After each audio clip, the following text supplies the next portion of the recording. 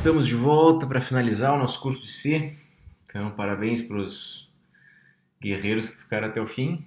E agora a gente vai trabalhar um pouco com arquivos texto e arquivo binário. Então, a gente vai fazer com que o nosso código, o nosso programa, mexa em cima do arquivo, salve, escreva, leia arquivos, sejam eles textuais, arquivos que a gente consegue ler no editor de texto, sejam eles arquivos binários, como, por exemplo, um arquivo executável, um arquivo binário, né? A gente vai tratar arquivos binários para guardar informação também. Então vocês podem baixar aqui o código equivalente ao que a gente tem no capítulo 20 desse livro Notes for Professionals, da linguagem C. Sempre em C a gente vai precisar usar essa biblioteca, sempre incluir ela no início do nosso código, stdio.h. E a gente tem um tipo já próprio para arquivos, que é o file, todo ele em maiúsculo. Ele é um descritor de arquivo, chama. Ele vai representar o nosso fluxo, onde é que a gente está com um ponteiro para onde a gente está dentro do arquivo que a gente quer ler ou escrever.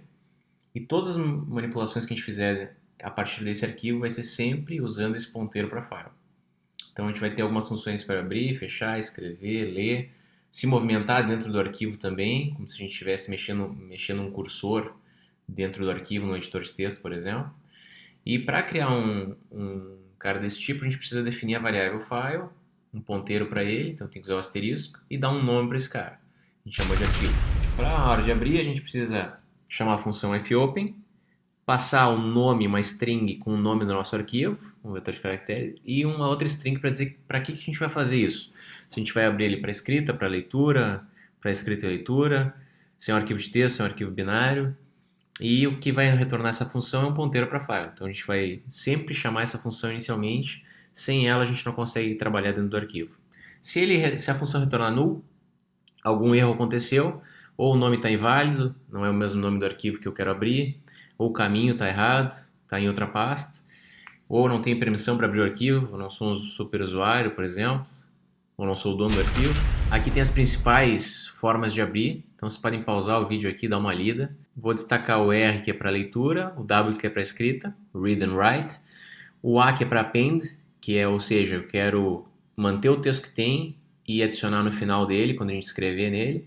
Com o W, que é o write, a gente apaga tudo que tinha antes e escreve como se fosse um arquivo novo. E a gente pode agrupar esses caras usando o sinal de mais. A gente pode usar o B também quando for explicitamente dizer que é um arquivo binário. E um exemplo completinho, então, eu tenho a declaração primeiro do ponteiro para arquivo, aí eu vou receber ele a partir da função fopen, para abrir o arquivo exemplo.txt, para escrita, no modo de escrita, e aqui eu estou testando. Se não veio null, é porque eu vou poder usar, eu vou pro else. Se veio null, eu digo que tem um erro e não uso o arquivo. Na hora que eu terminei de usar o arquivo, eu tenho que sempre fechar. Sempre chamar a função fclose, que vai me retornar um inteiro, que se der tudo certo, ele me retorna zero, código que não teve nenhum erro, e eu tenho que passar como parâmetro de entrada aquele ponteiro para o arquivo que eu defini anteriormente. Na hora de escrever, a gente tem como usar, por exemplo, o fprintf para escrita e o fscanf para leitura. Então aqui eu estou abrindo de novo o mesmo arquivo.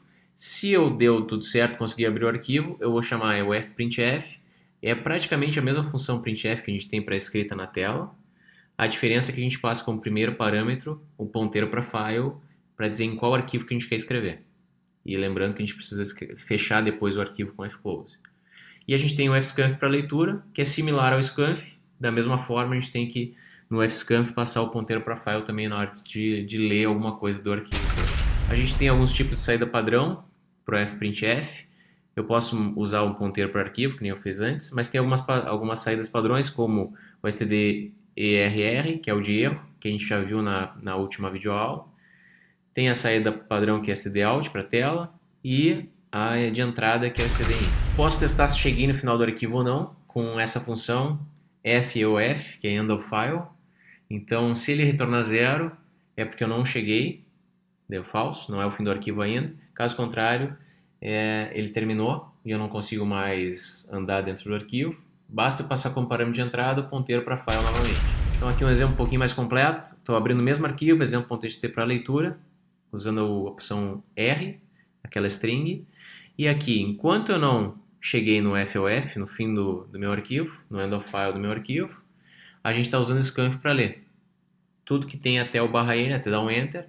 E aí eu vou mostrando, estou usando um contador ali também, um num, para ir de um em um, para ficar mostrando, ó, na linha tal tenho esse conteúdo, na linha tal tenho esse conteúdo, e assim sucessivamente. E no exemplo da caixa ali, eu estou usando também para ler palavra a palavra, ou seja, ali eu tenho um vetor de caracteres de 20 posições, estou lendo só de 20 em 20, ao invés de ler linha a linha, como no exemplo fora da caixa, para vocês verem. A gente tem um arquivo texto, ó, cada um é uma linha comum de texto, no qual eu dei um enter entre cada uma das frases. Para eu ler esse conteúdo através do programa, a gente vai ter esse código aqui, no qual primeiro eu criei uma constante com o nome do arquivo, ó, example.txt. Aqui eu criei o nosso programa principal, no qual eu vou ter um buffer aqui para nossa linha, para tudo que eu for ler dentro dela.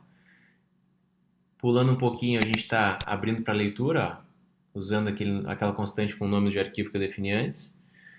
Se deu tudo certo, eu vou pular isso aqui, não vai dar erro. E vou chamar o getLine para ler uma linha inteira. Essa função existe já para entrada e saída, então eu consigo usar ela para a minha linha e para o tamanho da linha que eu defini, usando o ponteiro para arquivo que eu já abri no fopen. Então, enquanto eu não cheguei em zero, eu estou lendo cada uma das linhas. Vamos executar só para vocês verem. Então, a gente tinha esse conteúdo aqui. Ele leu a primeira linha, this is life, é o que ele está mostrando aqui, ó. Conteúdo é this is life. Aí aqui o que ele está fazendo? Ele está dizendo qual é a linha com o contador. Aqui ele está dizendo quantos caracteres eu tenho. E aqui qual o tamanho do buffer que foi utilizado. Então, para fazer isso, o que a gente fez aqui, ó, eu usei um contador para linha, que está sempre somando em 1 dentro do while.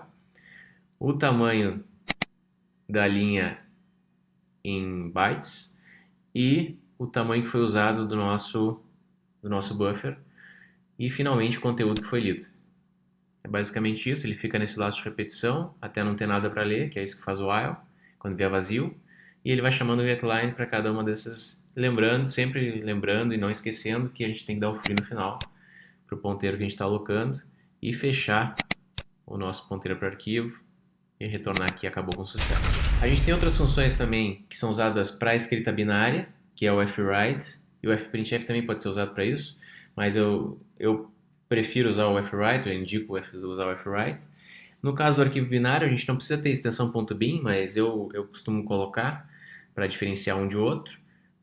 E ali eu estou dizendo, estou abrindo o arquivo arc.bin para escrita e ele é binário, por isso que eu botei o B. Ali eu estou testando se deu certo o fwrite, que é para tentar escrever, para aquele ponteiro, né, eu estou botando o valor de pi dentro dele, dizendo que é do tamanho, eu tenho que passar a quantidade de bytes, que é a quantidade de um float. Eu vou gravar um cara desses, por isso que tem aquele valor 1, para dizer a quantidade. E, finalmente, o ponteiro para o arquivo, que é o PF, ele vai gravar esse arquivo. Se a gente tentar abrir esse arquivo .bin com o editor de texto, ele vai aparecer um monte de texto embaralhado, não vai aparecer nada que a gente consiga ler. Agora, se a gente abrir o arquivo binário usando as funções que a gente vai ver na sequência, usando um código em C para abrir e ler, ele vai conseguir ler normalmente. E, finalmente, eu dou close, fecho. E para a leitura binária, basta a gente usar o fread, que é equivalente. A gente também precisa guardar uma variável com o comercial para guardar o endereço de memória, que ele vai alterar. E quando voltar do fread, ele vai ter preenchido a variável.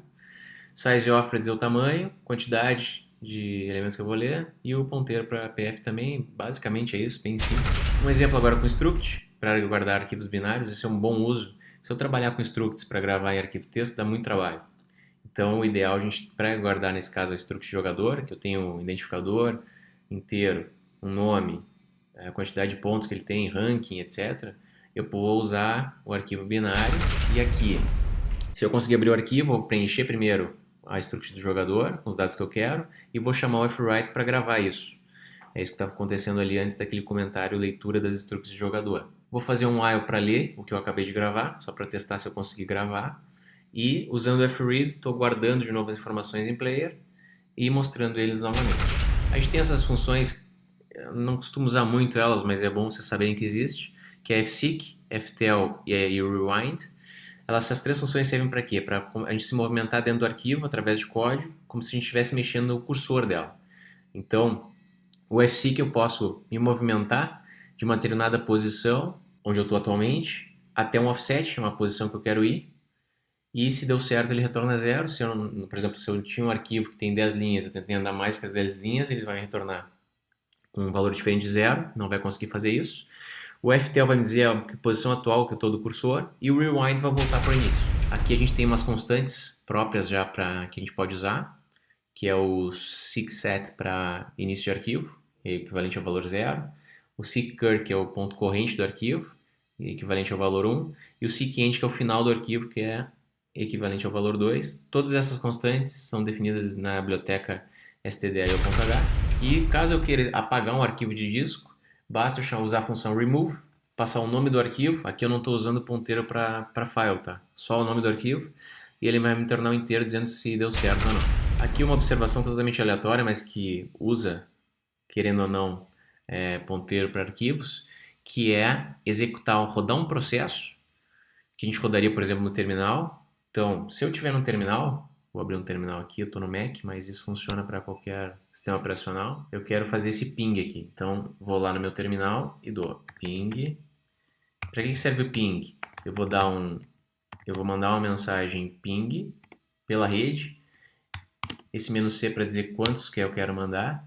E ele vai tentar mandar uma mensagem para o servidor, do Google nesse caso, e ele vai me retornar quantos milissegundos demorou para ir e voltar a mensagem de ping. Então, se a gente quisesse rodar isso, que é um processo para mandar esses pacotes por rede via código, eu posso fazer esse código aqui. O que eu faço?